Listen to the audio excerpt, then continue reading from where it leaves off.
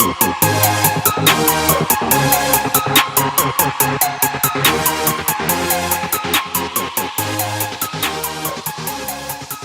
Milan, Milan, so much to answer for.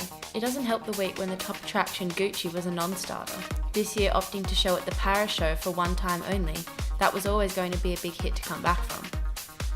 But Gucci aside, the main problems of this Milan Fashion Week were really twofold.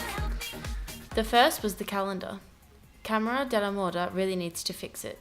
The Gucci debacle shortened the duration of Fashion Week, and that is okay, but packing too many shows and presentations into each day makes no sense. Furthermore, Italian fashion industry needs to nurture talent the way that London and Paris does. Squeezing a small but promising label like Calcaterra in between Sportmax and Etro was a bad move. At the Sydney Fashion Week, we have always had the Next Gen group show as kind of a talent incubator, and Milan needs something like this.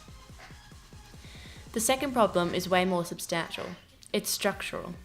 The fact that basically the Italian fashion microcosm reflects the troubles of Italy as a whole. There are the big players with their lavish budgets and power over the media who steal the scene, leaving no room for anybody else. The multi-billion-dollar juggernauts of Armani, Prada, and Dolce & Gabbana have big businesses and have earned their stripes and have achieved their positions deservingly. Still, they should not completely dominate the scene. These are brands whose giant gears grind out a process. In reality, they innovate very little, even when they seem to. Prada is an example. Miuccia Prada recently has been trying to add some freshness in her tie model.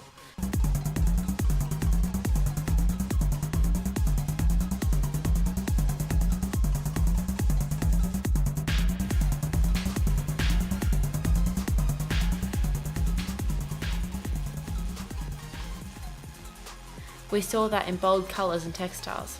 But often the big players eschew real risk-taking and innovation and just use their bigger budgets to make their splash.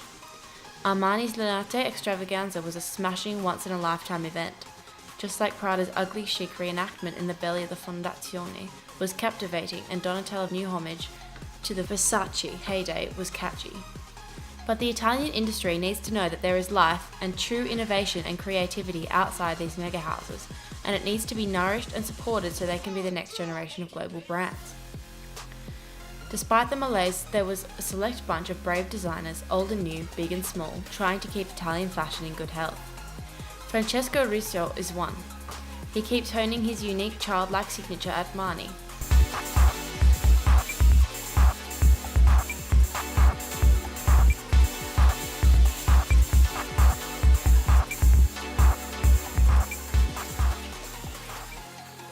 His loosely constructed collection of deconstructed ladylike shapes and liquid drapes was a winner. Russo's way with raw cuts and incorporations of the sartorial process into the product owes a lot to Martin Margiela for sure. Russo behaves like a child running havoc in the atelier, but there is both instinct and sophistication to his method. The Marni woman, in his hands, has drastically changed while remaining the same.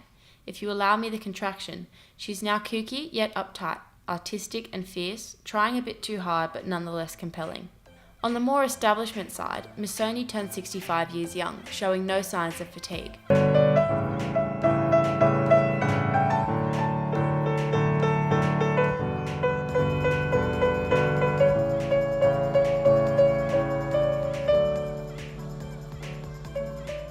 The story of this brand is a telling one. With its knits and zigzag patterns, Missoni is always the same yet always different, which is also a wonderful metaphor for the contradictions of fashion itself.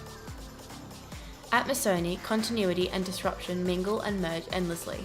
Just like most designers reacting to the harshness of today's world, Angela Missoni was drawn to escapism this season, sending a posse of travellers in tour from the Andes to Japan to the moon, crossing worlds in gauzy, gossamer, iridescent and featherweight textures. Another two establishment brands also delighted.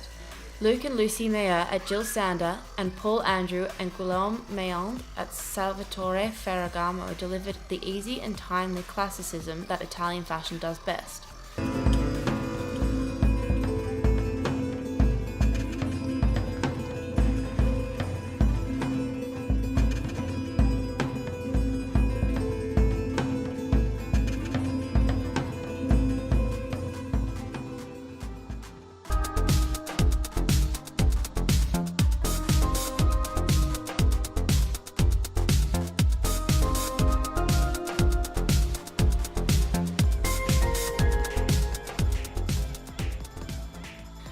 Italian designers are not good at concept, but they are great at product.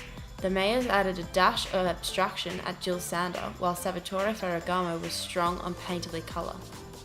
And finally, Act Number 1, the label founded by the unlikely partnership of Chinese-Italian Luca Lin and Georgian Galan Gasanov, made a noteworthy debut that was almost drowned out by all the big brands and their razzle-dazzle.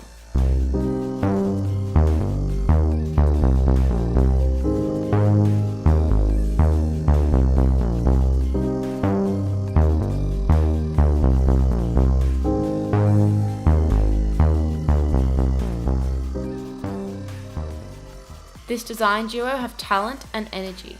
The concept of their show was a critique of the Georgian child bride plague.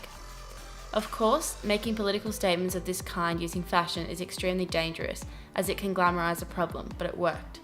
These two are the kind of designers that the powers that be in Milan should be getting behind, as their magic and raw creativity showed some hope for what could otherwise have been a desert of overblown largesse.